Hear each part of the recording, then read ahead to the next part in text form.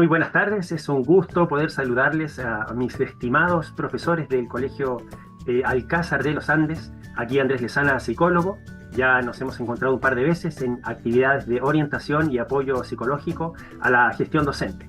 Tal como les indiqué en clases, queremos enviar una pequeña cápsula de información, de repaso, y después vamos a seguir enviando información muy breve y esperamos que sea además interesante para ustedes. Vamos a ir entonces a la presentación de resumen de uno de los temas que tratamos y está relacionada con el desarrollo, lo que vendrían siendo las habilidades psicológicas para la educación. Ponga atención porque vamos justamente a hacer este repaso. En primer lugar, vemos aquí en pantalla esta célula maravillosa llamada neurona que almacena información y además la transmite, logrando verdaderos canales de información que nos permiten a nosotros generar recuerdos, hábitos y por supuesto también conductas. Aquí tenemos esta maqueta muy interesante del cerebro y partimos con esto porque efectivamente para poder manejar nuestras habilidades psicológicas es importante saber cómo funciona esto a nivel cerebral, a nivel del sistema nervioso central. Aquí tenemos el cerebro triuno, es una presentación de neurociencia donde nos indica que nuestro cerebro tiene tres principales funciones según los estudios y lo que se ha observado de aquellos pacientes analizados en vida. Tenemos la función en primer lugar de pensar, que está ubicada en el neocórtex, que son los pliegues superiores del cerebro, llamado también cerebro racional. Aquí es donde se procesan todos los datos lógicos, cognitivos, los cálculos matemáticos, la distancia del tiempo, la distancia también de un territorio, la ubicación geográfica también, el procesamiento del lenguaje, de la visión, entre otras funciones. Pero también el cerebro humano posee un sector donde se procesan los sentimientos, y a eso le llamamos cerebro límbico en neurociencia, que vendría a ser el cerebro emocional. Aquí es donde usted percibe las alegrías, las tristezas, los triunfos, donde usted también ha vivido estas experiencias emocionales, a lo mejor de tristeza, de pena, de nostalgia. Es este sector el que se ilumina cuando una persona tiene ese tipo de emociones y sentimientos. Y también encontramos el cerebro reptiliano, conocido como el cerebro instintivo, que almacena toda la información automática del cuerpo, ¿sí?, de la cual usted no necesita estar plenamente consciente, como por ejemplo la digestión, que se gestiona de forma automática. ¿Bien? Y aquí también están los instintos de acción más básicos, como por ejemplo la supervivencia. Aquí está también el sentido de protección y de ponerse a salvo, y por lo tanto solemos decir en neurociencia que el cerebro reptiliano es el área más agresiva, por así decirlo, de nuestro cerebro. Indicamos este esquema para que usted, siendo consciente de esto, usted puede modificar. La neurociencia indica que al ser conscientes de nuestras funciones y de las capacidades que tiene el cerebro, podemos modificar con la intención de mejorar nuestra conducta. Qué bueno es tener un equilibrio entre lo racional, lo emocional y lo instintivo. Esto requiere, por supuesto, en el caso del cerebro instintivo, que usted eduque esos instintos que suelen estar presentes en todos los seres humanos, pero que además le ponga emociones que son hermosas. Uno puede disfrutar de muchas emociones como el cariño, el amor, la amistad, la compasión, entre tantas otras emociones que sentimos. Y por supuesto, a esto tenemos que también agregarle raciocinio. Bien, cuando de pronto una persona genera una conducta que se inclina demasiado a una de estas tres funciones, comienza a ser disfuncional. Las personas demasiado racionales les cuesta perdonar, les cuesta entender razones, les cuesta por supuesto entender los estados emocionales de otro y por supuesto se pierde absolutamente la empatía. Por otro lado, las personas que son demasiado emocionales generan una alta sensibilidad, sufriendo a veces más de lo que les corresponde, afectándoles emocionalmente incluso en su funcionamiento racional. Y después, a los instintos, quienes, como dijimos hace un momento, deben ser educados, orientados, para que tengan entonces una expresión conductual adecuada, que sea beneficiosa para la persona y para con quienes se comunica. Aquí tenemos una frase muy interesante que la dejamos como reflexión, que dice: la vida es el arte de dibujar sin borrar, porque nuestros actos dejan un recuerdo en la memoria de quienes nos rodean y por supuesto también en nosotros. Por lo tanto, hagamos un buen dibujo de nuestra vida.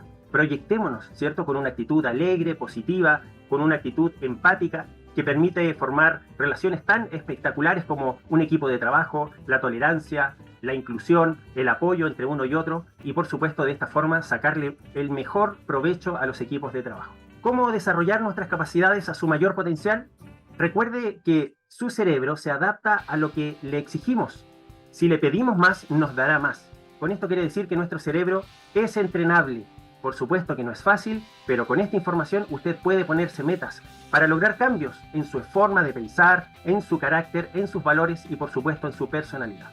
Tenemos aquí un concepto muy interesante compartido en nuestras sesiones, que es la neuroplasticidad, proceso en el cual el cerebro aprende y almacena información y la puede poner en prioridad para convertirla en emociones y para convertirla también en hechos, en conducta. Podríamos decir que la neuroplasticidad es el proceso que consiste en la constante aparición de nuevas redes neuronales. Y esto con la intención de aprender. Cuando usted quiere recordar una información, cuando usted quiere adquirir conocimiento, se produce esta neuroplasticidad, que es cuando dos neuronas empiezan a unirse para poder generar un recuerdo de lo que usted pensó, de lo que usted intencionó. Qué bueno es entonces ponerse metas y comprender que en nuestro cerebro esas metas quedan grabadas en un canal neuronal, el cual después se puede convertir en un hábito, como lo vamos a ver a continuación. Aquí les muestro una interesante imagen, resultado del avance de la tecnología en neurociencia, que se llama conectoma. Esta es una persona que está leyendo, está en vida, y se puede observar estos pequeños hilos que representan los miles de hábitos que nosotros ejecutamos a diario.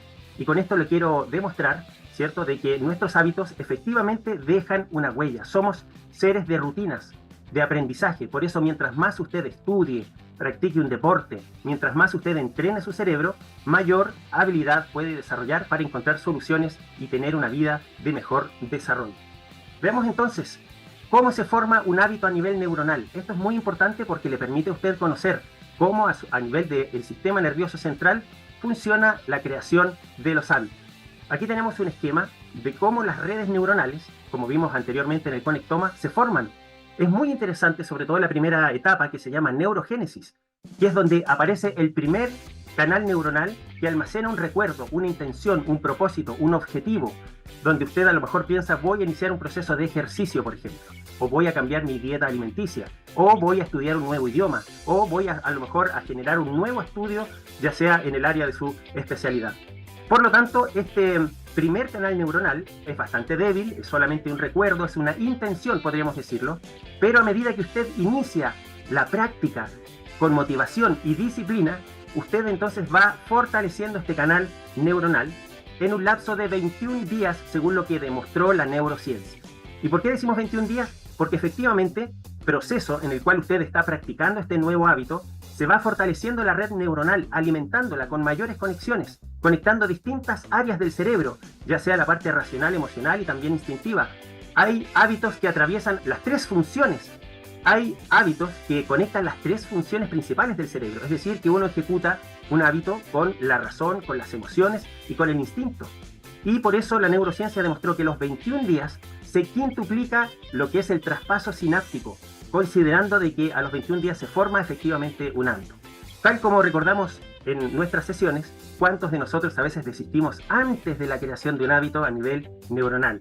¿Cuántos de nosotros pusimos una meta y lo practicamos 5 días y después desistimos? A los 10 días, donde uno dice: esto ya no va conmigo, ya llevo 10 días en esta actividad y no veo resultados. Bueno, quiero que usted se entusiasme con ser disciplinado para poder lograr que sus hábitos avancen y se desarrollen hasta los 21 días. Y ahí, a medida que usted mantiene este hábito, se va fortaleciendo. Mire, a los 90 días se considera que es un hábito altamente ya desarrollado, con una muy buena conexión neuronal. Vamos a ver a continuación un pequeño video que ejemplifica este proceso de forma real. Sorpréndase conmigo porque vamos a ver un video que está aumentado 3000 veces. El primer video va a ser de neurogénesis, es decir, donde las primeras neuronas se buscan entre sí para lograr este canal neuronal. Y después vamos a ver un hábito consolidado, donde la información se transmite de neurona a neurona. Vamos a observar cómo la neurogénesis genera que las neuronas busquen una conexión, logrando una congruencia entre la información que se ha propuesto una persona. Vamos a ver entonces este video, ponga atención. Ahí están las neuronas en un proceso sináptico muy hermoso. Podemos ver entonces cómo las neuronas comienzan a unirse, formando el primer canal neuronal. Esto se forma con el pensamiento, con la intención, con las metas y por supuesto con disciplina.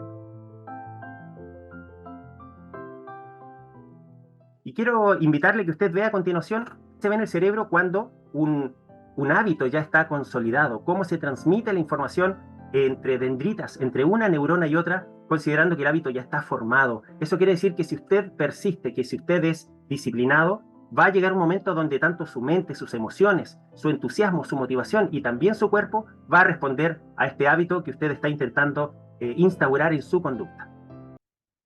Una de las imágenes más hermosas de la neurociencia, sin duda, ahí tenemos dos neuronas. Y fíjense ustedes las dendritas cómo comienzan a unirse ya en un hábito absolutamente comunicado. Así es como se forma un hábito en su cerebro. Sea entonces una persona persistente, disciplinada, y le permitirá de esta forma entender y crear nuevos hábitos potentes que se mantengan entonces en nuestra conducta de forma permanente.